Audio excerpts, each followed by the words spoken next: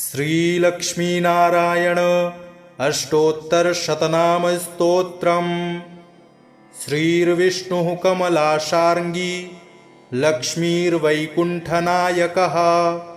पद्मालया चतुर्बाहुः क्षीराब्धितनयाच्युतः इन्दिरा पुण्डरीकाक्षा रमा गरुडवाहनः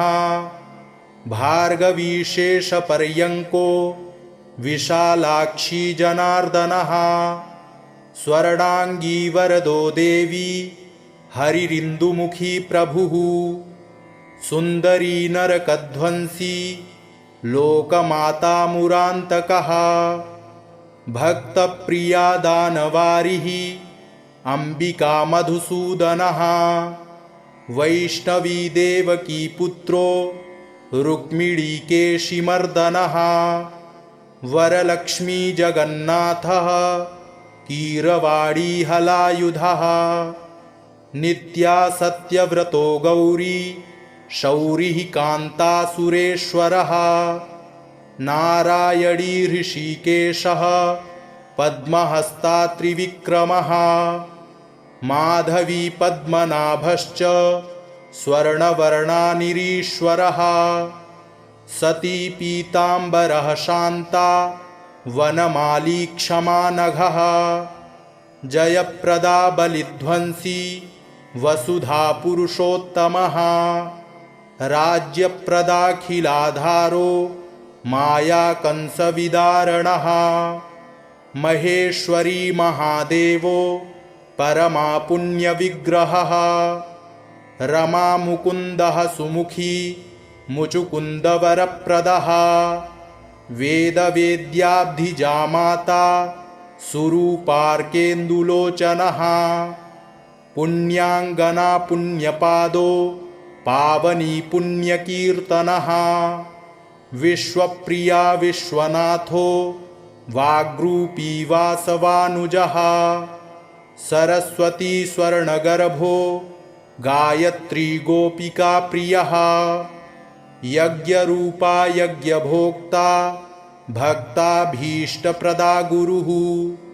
स्तोत्रक्रिया स्तोत्रकारः सुकुमारी सवर्णकः मानिनी मन्दरधरो सावित्री जन्मवर्जितः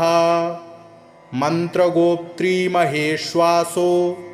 योगिनी योगवल्लभः जयप्रदा जयकरः रक्षित्री सर्वरक्षकः अष्टोत्तरशतं नाम्नां लक्ष्म्या नारायणस्य च यः पठेत् प्रातरुत्थाय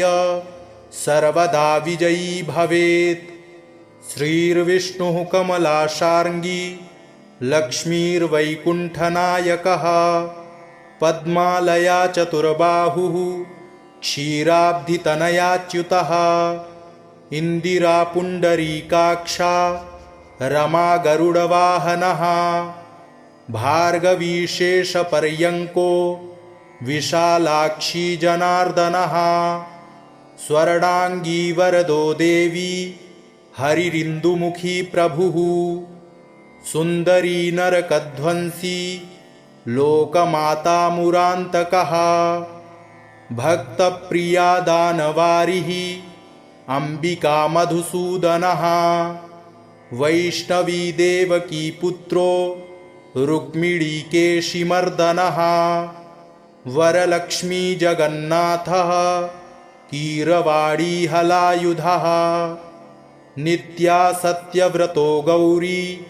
शौरिः कान्तासुरेश्वरः नारायणी ऋषिकेशः पद्महस्ता त्रिविक्रमः माधवी पद्मनाभश्च स्वर्णवर्णानिरीश्वरः सती पीताम्बरः शान्ता वनमाली क्षमा नघः जयप्रदा बलिध्वंसी वसुधा पुरुषोत्तमः राज्यप्रदाखिलाधारो माया कंसविदारणः महेश्वरी महादेवो परमा पुण्यविग्रहः रमा मुकुन्दः सुमुखी मुचुकुन्दवरप्रदः वेदवेद्याब्धिजामाता सुरूपार्केन्दुलोचनः पुण्याङ्गना पुण्यपादो पावनी पुण्यकीर्तनः विश्वप्रिया विश्वनाथो वाग्रूपी वासवानुजः सरस्वती स्वर्णगर्भो गायत्री गोपिका प्रियः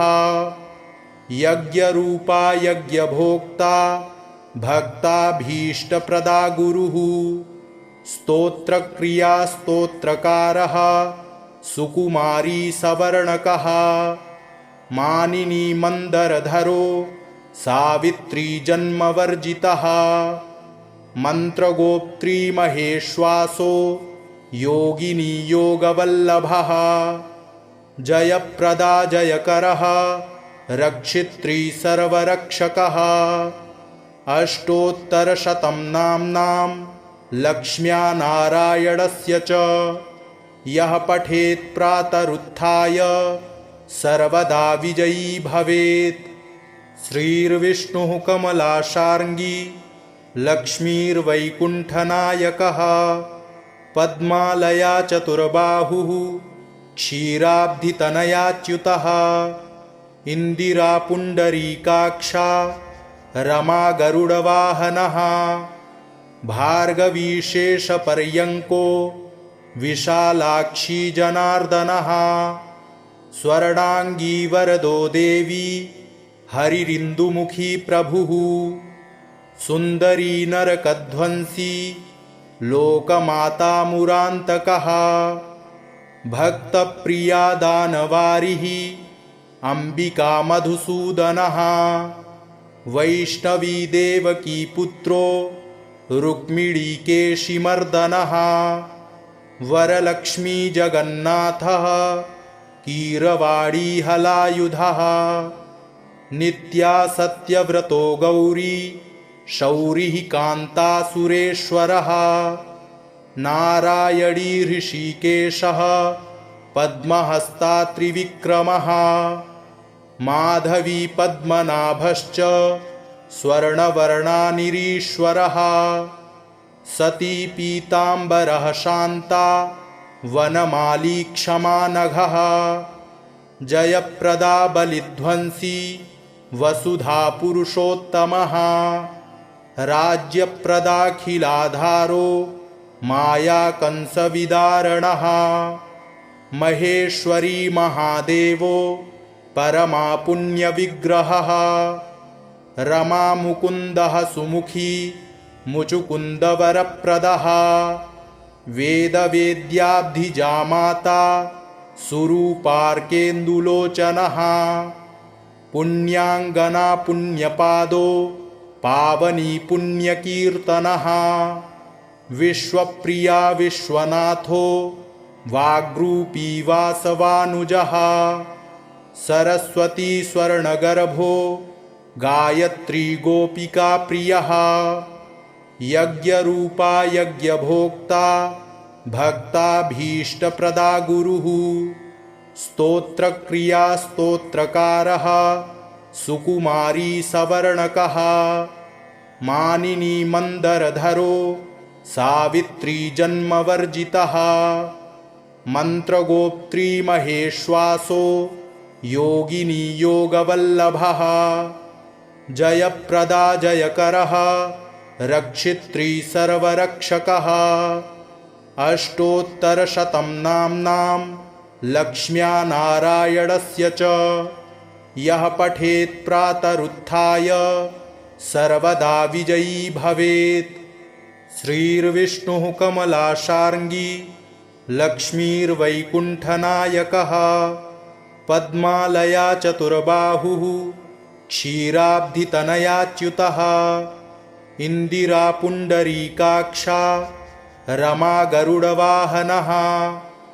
भार्गवी शेषपर्यङ्को विशालाक्षी जनार्दनः स्वर्णाङ्गी वरदो देवी हरिरिन्दुमुखी प्रभुः सुन्दरी नरकध्वंसी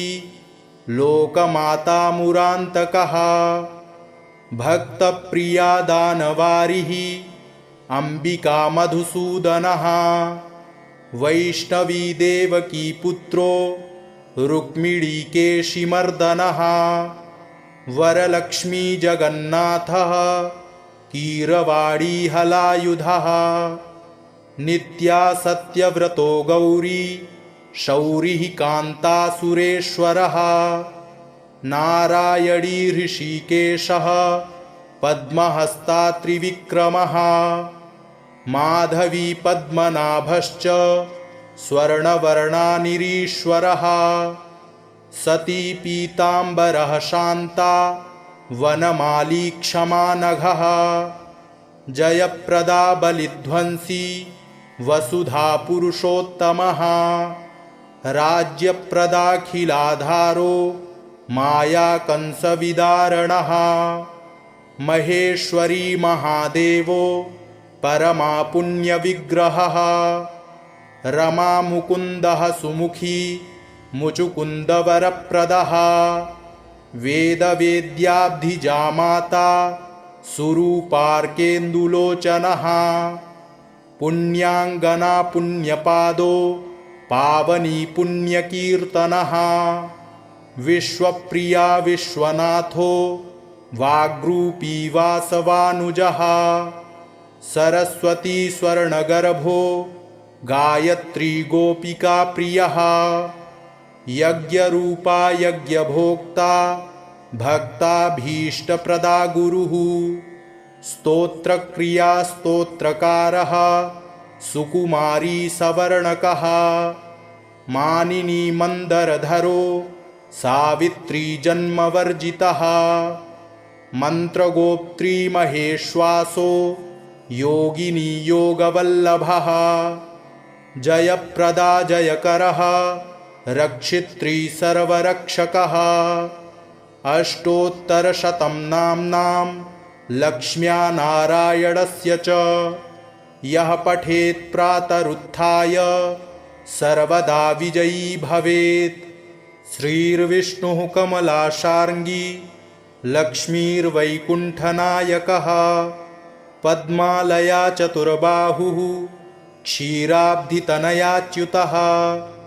इंदिरा पुण्डरीकाक्षा रमा गरुडवाहनः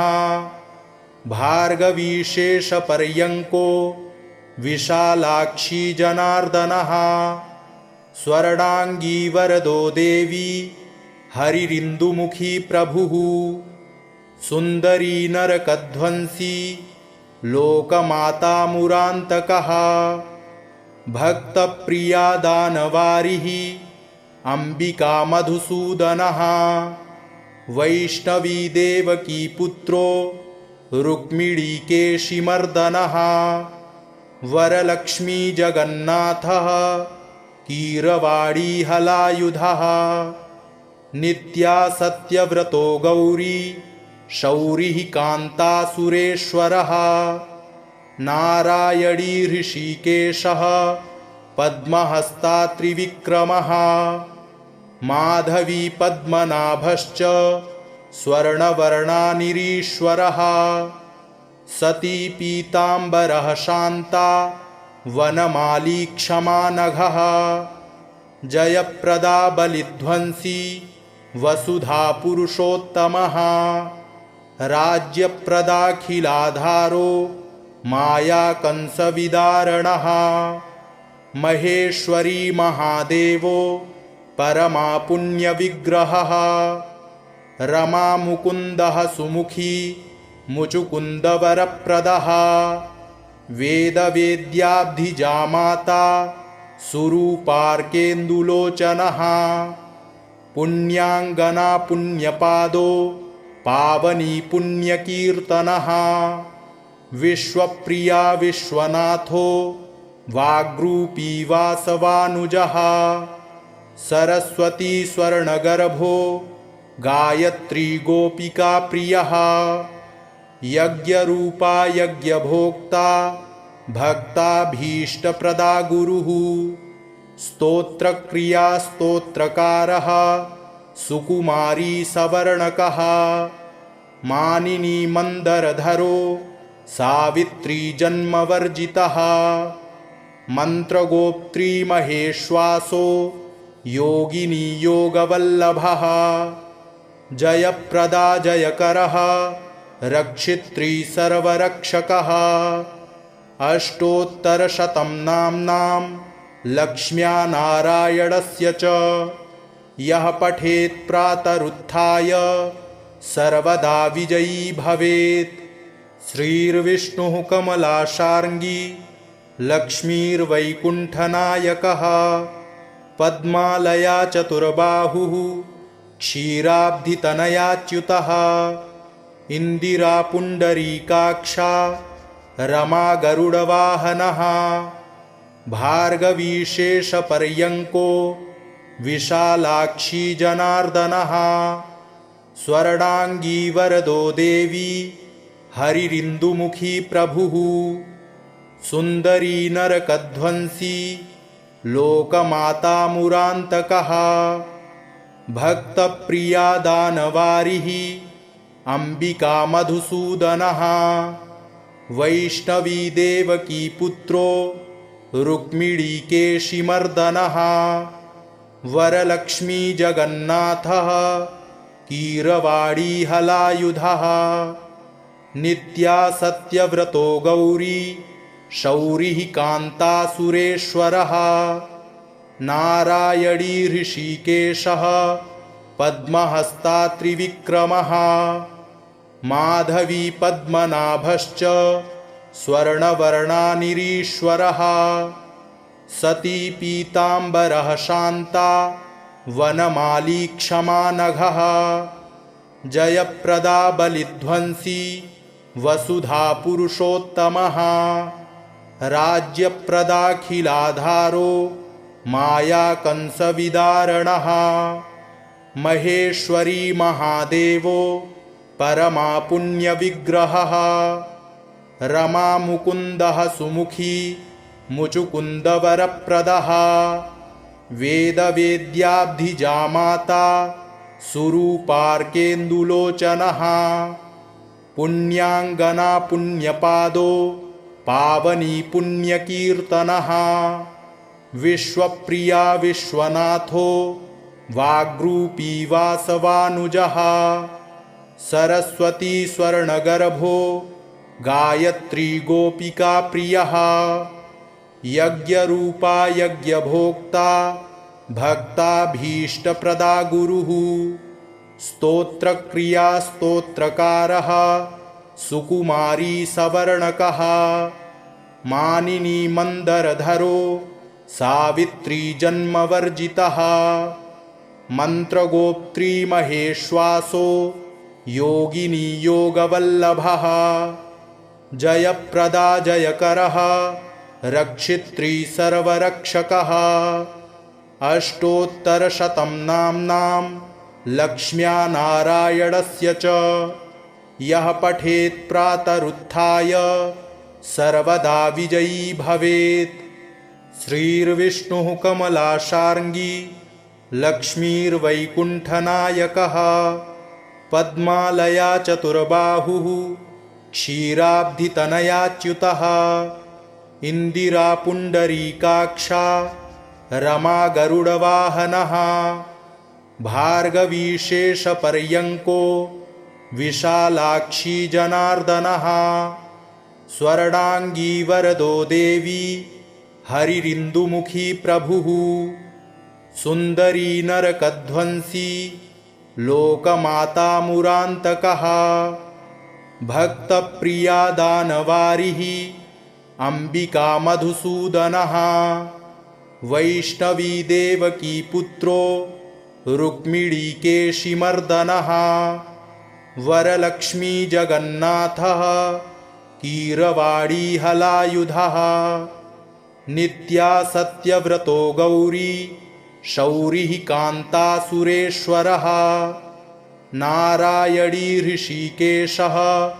पद्महस्ता त्रिविक्रमः माधवी पद्मनाभश्च स्वर्णवर्णानिरीश्वरः सती पीताम्बरः शान्ता वनमाली क्षमा नघः जयप्रदा बलिध्वंसी वसुधा पुरुषोत्तमः राज्यप्रदाखिलाधारो मायाकंसविदारणः महेश्वरी महादेवो परमा पुण्यविग्रहः रमामुकुन्दः सुमुखी मुचुकुन्दवरप्रदः वेदवेद्याब्धिजामाता सुरूपार्केन्दुलोचनः पुण्याङ्गना पुण्यपादो पावनी पुण्यकीर्तनः विश्वप्रिया विश्वनाथो वाग्रूपी वासवानुजः सरस्वती स्वर्णगर्भो गायत्री गोपिका प्रियः यज्ञरूपा यज्ञभोक्ता भक्ताभीष्टप्रदा गुरुः स्तोत्रक्रिया स्तोत्रकारः सुकुमारी सवर्णकः मानिनी मन्दरधरो सावित्री जन्मवर्जितः मन्त्रगोप्त्री महेश्वासो योगिनी योगवल्लभः जयप्रदा जयकरः रक्षित्री सर्वरक्षकः अष्टोत्तरशतं नाम्नां लक्ष्म्या नारायणस्य च यः पठेत् प्रातरुत्थाय सर्वदा विजयी भवेत् श्रीर्विष्णुः कमलाशार्ङ्गी लक्ष्मीर्वैकुण्ठनायकः पद्मालया चतुर्बाहुः क्षीराब्धितनयाच्युतः इन्दिरा पुण्डरीकाक्षा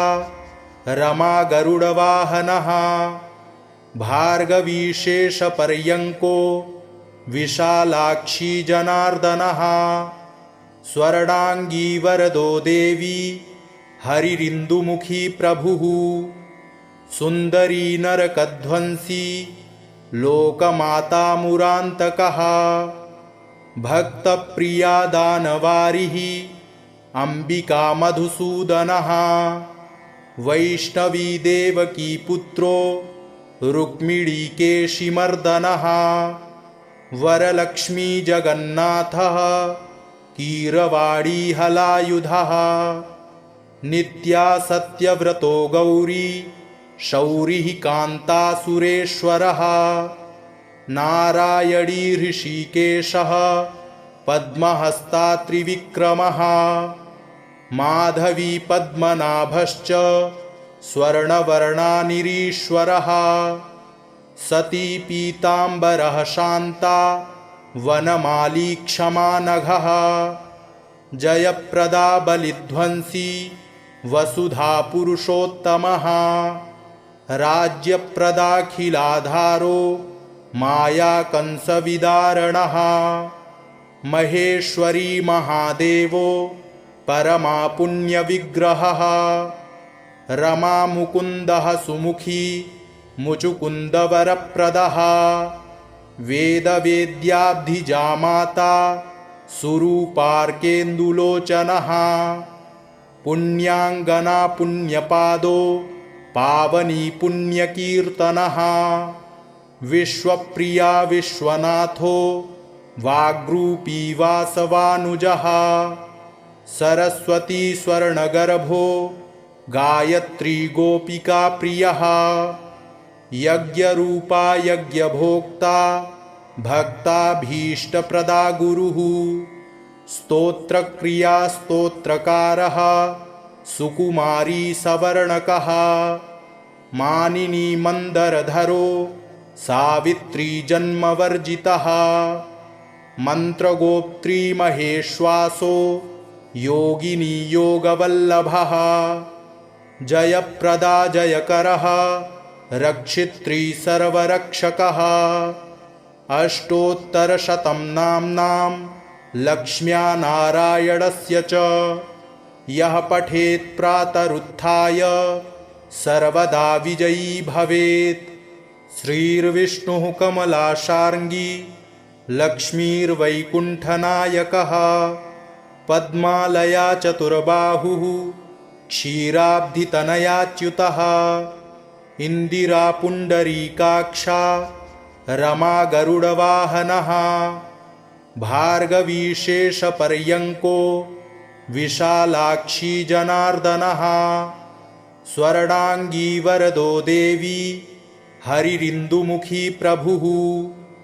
सुन्दरी नरकध्वंसी लोकमाता मुरान्तकः भक्तप्रिया दानवारिः अम्बिका मधुसूदनः वैष्णवी देवकी पुत्रो रुक्मिणीकेशिमर्दनः वरलक्ष्मी जगन्नाथः कीरवाणी हलायुधः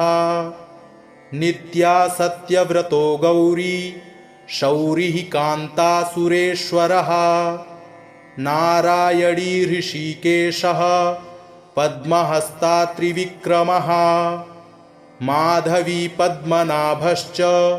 स्वर्णवर्णानिरीश्वरः सती पीताम्बरः शान्ता वनमाली क्षमा नघः जयप्रदा बलिध्वंसी वसुधा पुरुषोत्तमः राज्यप्रदाखिलाधारो मायाकंसविदारणः महेश्वरी महादेवो परमा पुण्यविग्रहः रमा मुकुन्दः सुमुखी मुचुकुन्दवरप्रदः वेदवेद्याब्धिजामाता सुरूपार्केन्दुलोचनः पुण्याङ्गना पुण्यपादो पावनी पुण्यकीर्तनः विश्वप्रिया विश्वनाथो वाग्रूपी वासवानुजः सरस्वती स्वर्णगर्भो गायत्री गोपिका प्रियः यज्ञरूपा यज्ञभोक्ता भक्ताभीष्टप्रदा गुरुः स्तोत्रक्रिया स्तोत्रकारः सुकुमारी सवर्णकः मानिनी मन्दरधरो सावित्री जन्मवर्जितः मन्त्रगोप्त्री महेश्वासो योगिनी योगवल्लभः जयप्रदा जयकरः रक्षित्री सर्वरक्षकः अष्टोत्तरशतं नाम्नां लक्ष्म्या नारायणस्य च यः पठेत् प्रातरुत्थाय सर्वदा विजयी भवेत्। श्रीर्विष्णुः कमलाशार्ङ्गी लक्ष्मीर्वैकुण्ठनायकः पद्मालया चतुर्बाहुः क्षीराब्धितनयाच्युतः इन्दिरा पुण्डरीकाक्षा रमा गरुडवाहनः भार्गवीशेषपर्यङ्को विशालाक्षी जनार्दनः स्वर्णाङ्गी वरदो देवी हरिरिन्दुमुखी प्रभुः सुन्दरी नरकध्वंसी लोकमाता मुरान्तकः भक्तप्रिया दानवारिः अम्बिका मधुसूदनः वैष्णवी देवकी पुत्रो रुक्मिणीकेशिमर्दनः वरलक्ष्मी जगन्नाथः कीरवाणी हलायुधः नित्या सत्यव्रतो गौरी शौरिः कान्तासुरेश्वरः नारायणी ऋषिकेशः पद्महस्ता त्रिविक्रमः माधवी पद्मनाभश्च स्वर्णवर्णानिरीश्वरः सती पीताम्बरः शान्ता वनमाली क्षमा नघः जयप्रदा बलिध्वंसी वसुधा पुरुषोत्तमः राज्यप्रदाखिलाधारो मायाकंसविदारणः महेश्वरी महादेवो परमा पुण्यविग्रहः रमा मुकुन्दः सुमुखी मुचुकुन्दवरप्रदः वेदवेद्याब्धिजामाता सुरूपार्केन्दुलोचनः पुण्याङ्गना पुण्यपादो पावनी पुण्यकीर्तनः विश्वप्रिया विश्वनाथो वाग्रूपी वासवानुजः सरस्वती स्वर्णगर्भो गायत्री गोपिका प्रियः यज्ञरूपा यज्ञभोक्ता भक्ताभीष्टप्रदा गुरुः स्तोत्रक्रिया स्तोत्रकारः सुकुमारी सवर्णकः मानिनी मंदरधरो सावित्री जन्मवर्जितः मंत्रगोप्त्री महेश्वासो योगिनी योगवल्लभः जयप्रदा जयकरः रक्षित्री सर्वरक्षकः अष्टोत्तरशतं नाम्नां लक्ष्म्या नारायणस्य च यः पठेत् प्रातरुत्थाय सर्वदा विजयी भवेत्। श्रीर्विष्णुः कमलाशार्ङ्गी लक्ष्मीर्वैकुण्ठनायकः पद्मालया चतुर्बाहुः क्षीराब्धितनयाच्युतः इंदिरा पुण्डरीकाक्षा रमा गरुडवाहनः भार्गवी शेषपर्यङ्को विशालाक्षी जनार्दनः स्वर्णांगी वरदो देवी हरिरिन्दुमुखी प्रभुः सुन्दरी नरकध्वंसी लोकमाता मुरान्तकः भक्तप्रिया दानवारिः अंबिका मधुसूदनः वैष्णवी देवकी पुत्रो रुक्मिणीकेशिमर्दनः वरलक्ष्मी जगन्नाथः कीरवाणी हलायुधः नित्या सत्यव्रतो गौरी शौरिः कान्तासुरेश्वरः नारायणी ऋषिकेशः पद्महस्ता त्रिविक्रमः माधवी पद्मनाभश्च स्वर्णवर्णानिरीश्वरः सती पीताम्बरः शान्ता वनमाली क्षमा नघः जयप्रदा बलिध्वंसी वसुधा पुरुषोत्तमः राज्यप्रदाखिलाधारो मायाकंसविदारणः महेश्वरी महादेवो परमा पुण्यविग्रहः रमा मुकुन्दः सुमुखी मुचुकुन्दवरप्रदः वेदवेद्याब्धिजामाता सुरूपार्केन्दुलोचनः पुण्याङ्गना पुण्यपादो पावनी पुण्यकीर्तनः विश्वप्रिया विश्वनाथो वाग्रूपी वासवानुजः सरस्वती स्वर्णगर्भो गायत्री गोपिका प्रियः यज्ञरूपा यज्ञभोक्ता भक्ताभीष्टप्रदा गुरुः स्तोत्रक्रिया स्तोत्रकारः सुकुमारी सवर्णकः मानिनी मंदरधरो सावित्री जन्मवर्जितः मंत्रगोप्त्री महेश्वासो योगिनी योगवल्लभः जयप्रदा जयकरः रक्षित्री सर्वरक्षकः अष्टोत्तरशतं नाम्नां लक्ष्म्या नारायणस्य च यः पठेत् प्रातरुत्थाय सर्वदा विजयी भवेत्। इति श्री लक्ष्मीनारायण अष्टोत्तरशतनाम स्तोत्रम् सम्पूर्णम्।